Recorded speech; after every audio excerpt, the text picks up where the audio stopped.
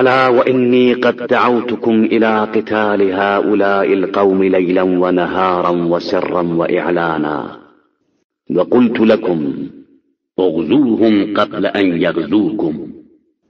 فوالله ما غزي قوم قط في عقر دارهم إلا ذلوا.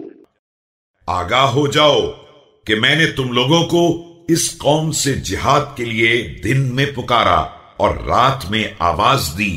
خفیہ طریقے سے دعوت دی اور علل اعلان آمادہ کیا اور برابر سمجھایا کہ ان کے حملہ کرنے سے پہلے تم میدان میں نکل آؤ کہ خدا کی قسم جس قوم سے اس کے گھر کے اندر جنگ کی جاتی ہے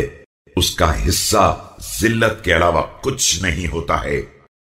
فتواكلتم وتخاذلتم حتى شنت عليكم الغارات وملكت عليكم الأوطان وهذا أخو غامد وقد وردت خيله الأنبار وقد قتل حسان بن حسان البكري. لیکن تم نے ٹال مٹول کیا اور سستی کا مظاہرہ کیا یہاں تک کہ تم پر مسلسل حملے شروع ہو گئے اور تمہارے علاقوں پر قبضہ کر لیا گیا. دیکھو یہ بنی غامد کے آدمی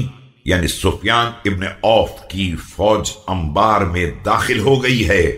اور اس نے حسان بن حسان بکری کو قتل کر دیا ہے. وَأَزَالَ خَيْلَكُمْ عَنْ مَسَالِحِهَا وَلَقَدْ بَلَغَنِي أَنَّ الرَّجُلَ مِنْهُمْ كَانَ يَدْخُلُ عَلَى الْمَرْأَةِ الْمُسْلِمَةِ وَالْأُخْرَى الْمُعَاهِدَةِ فَيَنْتَزَعُ حِجْلَهَا وَقُلْبَهَا وَقَلَائِدَهَا وَرُعُوفَهَا. اور تمہارے سپاہیوں کو ان کے مراکز سے نکال باہر کر دیا ہے اور مجھے تو یہاں تک خبر ملی ہے کہ دشمن کا ایک ایک سپاہی مسلمان یا مسلمانوں کے معاہدے میں رہنے والی عورت کے پاس وارد ہوتا تھا اور اس کے پیروں کے کڑے، ہاتھ کے کنگن، گلے کے گلوبند اور کان کے گوشوارے اتار لیتا تھا